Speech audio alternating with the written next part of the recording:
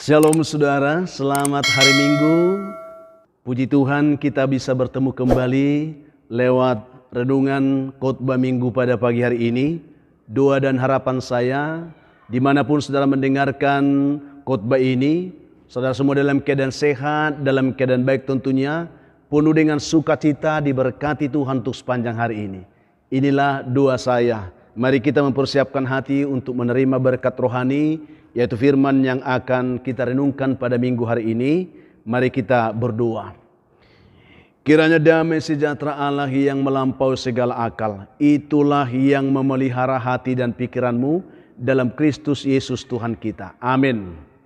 Saudaraku yang dikasihi Tuhan, puji Tuhan hari ini kita telah masuk dalam minggu ke-17 setelah Trinitatis, tanggal 26 September 2021, minggu terakhir tentunya bulan September ini. Kita bersyukur kita masih beri kesempatan untuk menerima kebenaran firman dalam minggu kita hari ini. Mari kita siapkan hati kita, firman Tuhan yang menjadi khotbah minggu kita hari ini terambil dari kitab Filemon pasal yang pertama ayat yang ke-8 sampai ayat yang ke-17. Mari membuka firman Tuhan ini, kita akan membaca masing-masing, saudara juga baca dalam Alkitab saudara. Saya akan bacakan untuk kita, demikian bunyinya. Permintaan Paulus kepada Filemon mengenai Onesimus. Karena itu sekalipun di dalam Kristus aku mempunyai kebebasan penuh untuk memerintahkan kepadamu apa yang harus engkau lakukan. Tetapi mengingat kasihmu itu, lebih baik aku memintanya daripadamu. Aku Paulus yang sudah menjadi tua, lagi pula sekarang dipenjarakan karena Kristus Yesus, mengajukan permintaan kepadamu mengenai anakku yang kudapat selagi aku dalam penjara, yakni Onesimus. Dahulu memang dia tidak berguna bagimu, tetapi sekarang sangat berguna, baik bagimu maupun bagiku. Dia kusuruh kembali kepadamu. Dia yaitu buah hatiku. Sebenarnya aku mau menahan dia di sini sebagai gantimu untuk melayani aku selama aku dipenjara karena Injil. Tetapi tanpa persetujuanmu aku tidak mau berbuat sesuatu, supaya yang baik itu jangan engkau lakukan seolah-olah dengan paksa, melainkan dengan sukarela. Sebab mungkin karena itulah dia dipisahkan sejenak daripadamu, supaya engkau dapat menerimanya untuk selama-lamanya, bukan lagi sebagai hamba, melainkan lebih daripada hamba, yaitu sebagai saudara yang kekasih. Bagiku sudah demikian, apalagi bagimu, baik secara manusia maupun di dalam Tuhan. Kalau engkau menganggap aku temanmu seiman, terimalah dia seperti aku sendiri. Demikian jauh pembacaan firman Tuhan ini, luar biasa saudaraku. Topik renungan kita pada minggu ini, tema khotbah kita adalah hidup sebagai keluarga Allah. Mengulu songon akka keluarga ni debata. Jemaat yang dikasihi oleh Tuhan Yesus Kristus, tentu kita pernah mendengar lirik sebuah pujian yang sangat luar biasa mengatakan, dalam Yesus kita bersaudara. Ini pujian sekolah minggu, tetapi sesungguhnya nilai dari pujian ini sangat besar artinya bagi kita. Memang benar oleh Kristus kita semua yang telah ditebus oleh darahnya, kita bersaudara di dalam Tuhan. Lirik lagu ini adalah sebuah pernyataan iman, ya, sebagai pernyataan iman percaya bahwa setiap kita yang percaya dan telah ditebus oleh darah Tuhan Yesus, kita semua beroleh status yang sama di hadapan Tuhan, yaitu kita menjadi anak-anak Allah. Dan tentunya saudaraku, sebagai anak-anak Allah, ya kita perlu sadar Tuhan mau supaya kita hidup menjadi sebuah keluarga Allah yang hidup saling mengasihi tentunya, saling memperhatikan, saling melayani, dan saling melengkapi. Tentu saudaraku, setiap kita memiliki latar belakang kehidupan yang berbeda. Ini menjadi sebuah pergumulan sering dalam kehidupan kita, baik sebagai berbeda dalam sifat, berbeda dalam karakter, berbeda dalam status sosial masyarakat, dalam pendidikan, dalam status ekonomi dan seterusnya, saudaraku. Tetapi itu bukan berarti bahwa ketika kita berbeda, masing-masing ya lalu kita saling mengucilkan, saling mengejek dan seterusnya. Bukan berarti karena kita masing-masing berbeda lalu kita tidak bisa bersama-sama. Tentunya tidak seperti itu yang diharapkan Tuhan, saudaraku. Justru lewat keberbedaan yang kita miliki itulah kita dapat melihat di situ kekayaan anugerah Tuhan yang diberikan Allah bagi masing-masing kita untuk kita bisa saling melengkapi dan saling menyempurnakan satu sama lain. Itu harapan yang kita dapatkan dari kebenaran ini, saudaraku. Saudaraku yang kasih Tuhan, surat Filemon ini merupakan surat Paulus yang bersifat pribadi sebenarnya, yang ditujukan kepada Filemon, yaitu seorang anak didik atau anak rohani sekaligus menjadi rekan sekerja dalam pelayanan ya Paulus dalam pelayanan Tuhan. Oleh karena itulah sebagai anak rohani tentunya Filemon tidak akan sulit untuk bisa menerima saran ataupun usul yang dikatakan oleh Paulus kepadanya. Itu Filemon ini, saudaraku. Dia orang yang baik secara kerohanian, bertumbuh di dalam iman. Sedangkan Onesimus ini adalah sesungguhnya dia adalah hamba milik Filemon sebelumnya yang melarikan diri ke Roma. Oleh karena satu dan lain hal, mungkin ada masalah tertentu yang terjadi di antara Onesimus dan Filemon. Dia melarikan diri dari tuannya itu, dia melarikan diri ke Roma. Dan dalam pelariannya, dia bertemu dengan Paulus. Ya, kita lihat di situ bahwa merujuk kepada ayat yang ke-18, kalau dia sudah merugikan engkau, kata Paulus, ataupun berhutang kepadamu, artinya di sini dapat kita duga, saudaraku, bahwa Filemon ini memiliki masa lalu yang tidak baik, yang dimana masa lalu Filemon ini telah merugikan, maksudnya masa lalu Onesimus ini telah merugikan Filemon, ya, sehingga dia harus melarikan diri dari hadapan tuannya Filemon ini. Itu yang terjadi dengan Onesimus ini. Namun saudaraku, ketika Onesimus melarikan diri ke Roma, ternyata dia bertemu dengan Paulus. Dan oleh bimbingan Paulus, dia juga bertemu dengan Tuhan Yesus. Dia menerima Tuhan, dia bertobat, ya, sehingga hidupnya pun diubahkan oleh Tuhan. Dia menjadi orang Kristen yang baik, saudaraku. Dan setelah Onesimus ini bertobat, ia menyadari bahwa apa yang pernah diperbuatnya kepada tuannya Filemon itu adalah sesuatu yang sangat keliru dan tidak baik. Dia ingin memperbaiki itu, sehingga dia menyampaikan itu kepada Paulus, dan akhirnya Paulus berkata dia akan mengirim Filemon ini kembali Onesimus ini kembali kepada Filemon, saudaraku. Saudaraku yang dikasihi oleh Tuhan Yesus Kristus, untuk itulah kalau kita perhatikan di sini, Paulus berpesan kepada Filemon supaya Filemon menerima kembali Onesimus ini. Bukan lagi sebagai hamba, tetapi dikatakan sebagai saudara yang kekasih di dalam Tuhan, sebagai saudara seiman di dalam Tuhan. Itu yang dikatakan, karena dia bukan Onesimus yang dulu lagi. Dia adalah Onesimus yang sudah diubahkan kehidupannya, yang sudah bertobat dan sudah diperbarui oleh Tuhan kehidupannya. Untuk itulah sesuai dengan tema khotbah kita hari ini, hidup sebagai keluarga Allah adalah sebuah harapan besar bagi kita untuk dapat membangun dan juga menegakkan kembali persekutuan kita yang mungkin ya telah sempat dingin atau mungkin sempat berantakan.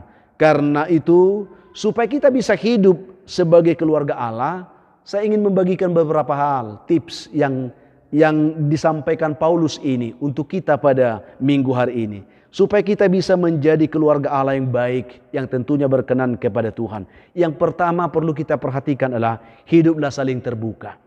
Ini penting. Saya tidak tahu apa penyebabnya sehingga Onesimus dengan Filemon bermasalah pada saat itu. Sehingga Onesimus ya membuat Filemon ini rugi, dikatakan oleh Alkitab. Tetapi saudaraku yang kasih Tuhan, Paulus mengajarkan hal yang sangat penting. Bagaimana supaya persekutuan sebagai tubuh Kristus, persekutuan orang percaya, bahkan persekutuan di tengah-tengah keluarga bisa terbangun dengan baik, perlu ada keterbukaan satu dengan yang lain. Itu yang kita lihat di sini. Jadi saya harus ingatkan kita, munculnya persoalan-persoalan di tengah-tengah kehidupan kita, di keluarga, bahkan di tengah-tengah jemaat, seringkali itu diakibatkan karena kurang keterbukaan di antara kita, di antara anggota keluarga, di antara anggota jemaat. Untuk itulah saudaraku, dibutuhkan komitmen yang utuh dalam membangun sebuah keterbukaan ini. Apa itu? Yaitu komunikasi dua arah yang saling siap memberi dan siap untuk menerima segala keluh kesah serta sumbang saran di antara sesama anggota keluarga yang terbuka itu. Ini penting untuk kita bisa membangun keterbukaan. Dalam hal ini Rasul Paulus, saudaraku, dia memberikan keteladanan dalam hal ini tentang bagaimana seharusnya kita saling terbuka satu sama lain di dalam Tuhan. Alkitab mencatat hari ini kepada kita. Dikatakan oleh Paulus, sekalipun di dalam Kristus aku mempunyai kebebasan untuk memerintahkan kepadamu apa yang harus engkau lakukan, tetapi mengingat kasihmu itu lebih baik aku memintanya daripadamu. Paulus tidak memaksakan, sekalipun itu dia mempunyai wewenang, hak untuk bisa memaksakan Filemon untuk menerima Onesimus. Tetapi tidak seperti itu yang dilakukan oleh Paulus. Dia membuka komunikasi. Dia terbuka untuk menyampaikan semua ide-idenya kepada Filemon untuk dipertimbangkan, untuk direnungkan, dan selanjutnya untuk diberikan keputusan. Dengan adanya keterbukaan seperti yang diungkapkan oleh Paulus ini, saudaraku, maka kita akan terhindar dari perilaku memaksakan kehendak. Ya, kita terhindar dari perilaku merasa memiliki kuasa atau otoritas. Bukankah ini sering yang terjadi? Atau merasa ingin menang sendiri. Tetapi saudaraku, kita akan dapat lebih menghormati orang lain. Kita akan dapat lebih menghargai pendapat dan pikiran orang lain. Kita tidak selalu menonjolkan pikiran kita. Kita juga terbuka untuk menerima pikiran orang lain, saudaraku. Sehingga kita menjadi pribadi yang rendah hati di hadapan Tuhan. Kita menjadi pribadi yang rendah hati di hadapan sesama kita. Jadi keterbukaan itu ya sangatlah penting untuk membangun sebuah pondasi keluarga Allah yang baik di tengah-tengah persekutuan kita. Jadi kalau persekutuan kita sebagai keluarga Allah terbangun baik, mari bangunlah dalam keterbukaan, berkomunikasi dengan baik. Yang kedua, hiduplah saling menerima dan memaafkan. Ini yang kedua, saudaraku. Tentu setiap kita memiliki masa lalu yang berbeda-beda tentunya. Apalagi sebelum kita hidup di dalam Tuhan, tentu masa lalu kita itu biasanya akan diwarnai dengan segala pengalaman-pengalaman yang tidak baik. Pengalaman-pengalaman buruk dan pengalaman-pengalaman yang berdosa tentunya, saudaraku. Hal itulah yang terjadi kepada Onesimus pada saat ia belum bertemu dengan Paulus dan hidupnya belum diubah oleh Tuhan. Alkitab mencatat bahwa dikatakan dahulu memang dia tidak berguna bagimu. Itu yang kita dapatkan di sini. Ayat 11 bagian A. Itu jujur diungkapkan oleh Paulus. Melihat kelakuan Onesimus sebelum dia diubah Tuhan. Memang orang-orang yang belum hidup di dalam Tuhan, hidupnya tidak berguna, saudaraku. Bagi sesama tidak berguna, apalagi bagi Tuhan. Bahkan dalam ayat 18 dikatakan, dia sudah merugikan engkau, berhutang kepadamu. Bahkan sampai Onesimus melarikan diri dari hadapan Filemon karena merasa kelakuannya tidak baik. Dan hidupnya tidak berguna lagi bagi Filemon. Karena hanya merugikan saja bagi tuannya itu. Dia sadar hal itu. Dan dia melarikan diri karena merasa aku tidak berguna. Itu yang sering. Ketika kita hidup di luar Tuhan, dan kita menyadari ketidakbergunaan kita akan melarikan diri. Ada banyak orang yang stres, bahkan juga akhirnya putus asa. Bahkan tidak jarang orang bunuh diri akhirnya. Tetapi setelah ia bertemu dengan Paulus, ia dituntun mengenal Tuhan. Dan saat itulah hidupnya pun diubahkan oleh Tuhan.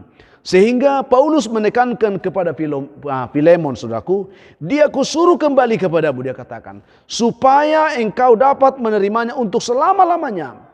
Karena dia bukan Onesimus yang dulu lagi. Dia Onesimus yang sudah diubahkan. Terimalah dia. Maafkanlah segala kesalahannya. Saudaraku, ini kasih oleh Tuhan Yesus Kristus.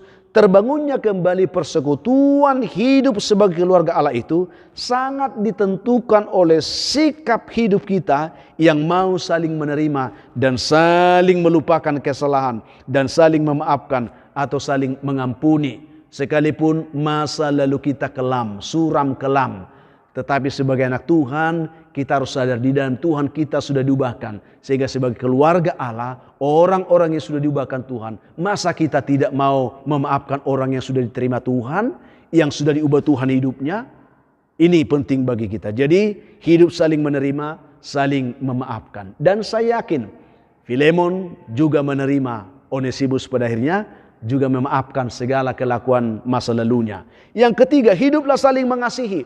Ini hal yang penting juga bagi kita untuk membangun persekutuan hidup keluarga Kristen, keluarga Allah. Mengasihi bukanlah suatu pekerjaan yang mudah dilakukan, walaupun kita gampang mengatakannya. Apalagi ketika seseorang itu sudah sangat melukai hati kita. Ya. Tetapi sebagai anggota keluarga Allah, saudaraku, tidak ada alasan lagi bagi kita untuk tidak saling mengasihi. Ini pun perlu kita garis bawah ini. Karena apa? Karena kita semua telah lebih dulu dikasih oleh Tuhan. Siapakah kita dulunya? Seperti Onesimus ini. Ya, tetapi Tuhan mengasihi kita. Apapun keberadaan kita. Sehingga tidak ada alasan untuk kita tidak saling mengasihi, saudaraku. Karena Tuhan telah lebih dulu mengasihi kita. Lewat khotbah kita hari ini, Filemon memberikan kita keteladanan bagaimana seharusnya hidup saling mengasihi itu. Paulus mencatat bahwa Filemon ini adalah seorang yang sungguh-sungguh hidup dalam kasih. Kalau kita baca ayat 5 dikatakan, ia mengasihi semua orang kudus. Jadi orang-orang percaya begitu dikasihinya tanpa melihat latar belakang kehidupan sebelumnya. Tetapi ketika berkata bahwa ia orang percaya yang sudah dikuduskan oleh Yesus, dia mengasihi mereka. Itu yang dilakukan. Lalu ayat 7, dari kasih Filemon Paulus beroleh kegembiraan. Ya, kegembiraan besar dikatakan. Dan kekuatan. Jadi kasih itu menggembirakan. Jadi kalau kita mengasihi orang lain, kita akan mengalami sukacita. Dan kita akan saling menguatkan. Kasih itu menguatkan, saudaraku. Kebencian itu yang meruntuhkan. Jadi hidup dalam kasih supaya engkau dikuatkan Tuhan. Itu sebabnya Paulus berani menitipkan kembali Onesimus ini kepada Filemon. Yaitu seseorang yang sudah dibaharui hidupnya di dalam Tuhan. Paulus yakin bahwa Filemon pasti bisa mengasihi dan menerima Onesimus ini kembali. Karena Filemon adalah seorang yang sangat mengasihi orang-orang yang sudah bertobat. Orang-orang yang hidup di dalam Tuhan. Orang-orang yang mencintai Tuhan. Itu sebabnya dia berani, kutitipkan kembali dia kepadamu. Paulus menekankan bahwa kasih itu dapat memutus segala belenggu perhambaan. Dan segala bentuk perbudakan dalam kehidupan kita. Kasih itu dapat memutus semuanya itu. Itu sebabnya Paulus berani juga mengatakan kepada Filemon di sini, supaya Filemon itu menerima Onesimus bukan lagi sebagai hamba.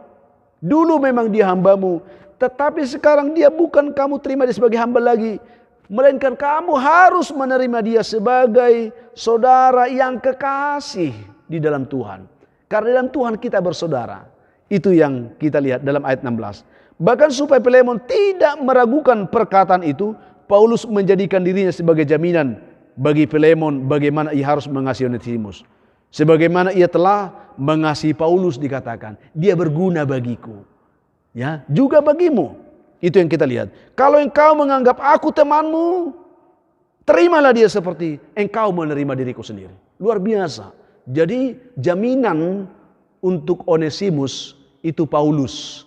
Supaya Filemon tidak ragu untuk menerima dan juga untuk mengasihi Onesimus ini. Jadi marilah saudaraku, kita membuka hati. Kasih itu menguatkan, menggembirakan. Siapapun kita, orang yang sudah dibaharui oleh Tuhan hidupnya, kita harus saling mengasihi saudaraku. Supaya persekutuan hidup sebagai keluarga Allah dalam persekutuan kita terbangun dengan baik. Yang terakhir, hiduplah melakukan yang baik dengan sukarela, jangan terpaksa. Saudaraku yang kasih Tuhan, melakukan yang baik untuk orang-orang yang melakukan yang baik kepada kita tentu bukanlah suatu perkara yang sulit itu. Biasa itu, ya, itu lumrah kalau yang seperti itu.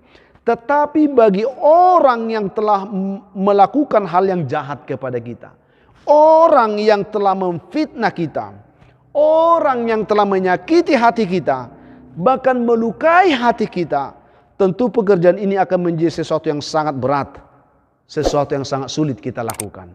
Ini yang saya ingatkan untuk kita. Untuk itu saudaraku, sebagai hamba Tuhan, Paulus menjelaskan kepada Filemon bahwa Onesimus yang dulu pernah menyakiti hatinya itu sekarang sudah berubah. Diyakinkan saudaraku, ia sudah mengenal dan percaya Tuhan, sama seperti Paulus dan Filemon juga yang sudah percaya Tuhan. Dahulu memang dia katakan dia tidak berguna bagimu, tetapi sekarang sangat berguna baik bagimu maupun bagiku. Jadi ketika hidup kita diubah Tuhan, sesungguhnya hidup kita lebih bermanfaat, lebih berguna baik untuk sesama terlebih di hadapan Tuhan. Jadi berilah hidupmu diubah Tuhan supaya engkau berguna dalam kehidupan ini, saudaraku. Ya.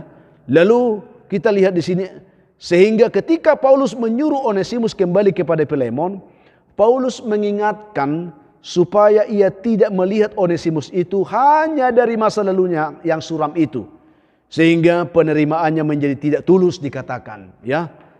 Tetapi menerima Onesimus seperti Paulus menerima Paulus, saudaraku. Dan Filemon juga sudah lebih dulu diterima oleh Tuhan Yesus. Artinya menerima Onesimus itu seperti Paulus dan Filemon telah lebih dulu diterima oleh Tuhan. Siapakah Paulus lebih dulunya? Bahkan siapakah Filemon? Siapakah Onesimus? Semua orang-orang yang memiliki masa lalu yang suram. Tetapi ketika mereka boleh diterima oleh Tuhan, maka kita sebagai orang yang menyadari akan hal ini, lakukanlah yang baik. Mari kita saling mendorong, saling menopang di sana. Itu yang perlu kita renungkan di sini, saudaraku. Ia melakukannya bukan lagi dengan hati terpaksa. Sehingga ketika kita menerima orang lain, bukan dengan terpaksa lagi, tetapi dengan tulus, ya, dengan sukarela. Sehingga kualitas iman kita semakin teruji kemurniannya, sebagaimana yang telah didoakan oleh Paulus dalam pembukaan surat ini. Itu yang perlu, saudaraku. Jadi mari orang-orang yang menyadari bahwa hidupnya telah diubah Tuhan, diterima Tuhan, tidak akan sulit menerima orang-orang juga yang memiliki masa lalu suram yang sudah diubahkan Tuhan.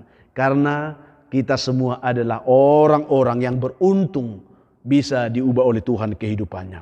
Saudara ini dikasih oleh Tuhan sebagai kesimpulan penutup bagi kita.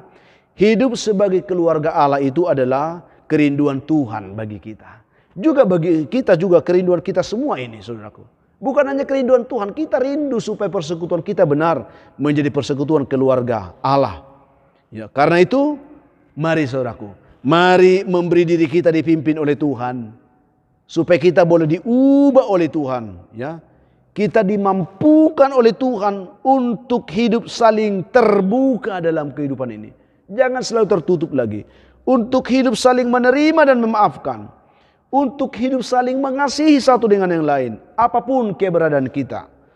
Dan melakukan segala sesuatu yang baik dengan sukarela. Dengan hati yang terbuka tentunya. Tidak dengan paksaan lagi. Kita tertuntut untuk melakukan perbuatan baik itu. Karena Tuhan ada di dalam kehidupan kita. Setiap kita tentunya memiliki catatan masa lalu yang suram. Pasti itu sebelum kita dalam Tuhan. Di mana kita sering menjadi batu sandungan bagi orang lain. Kita sering menyakiti dan bahkan melukai hati orang lain. Akibatnya kita seperti seseorang yang terasing dalam pelarian dan dalam ketidakpastian hidup ini. Seperti Onesimus ini. Sebelum kita mengenal Tuhan. Inilah kita. Ya, itu kita.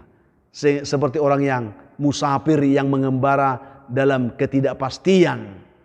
Itu yang kita pahami. Tetapi puji Tuhan, sejak kita bertemu dan mengenal Tuhan, setiap kita telah diubahkan Tuhan. Kita dirangkul Tuhan, diubah Tuhan.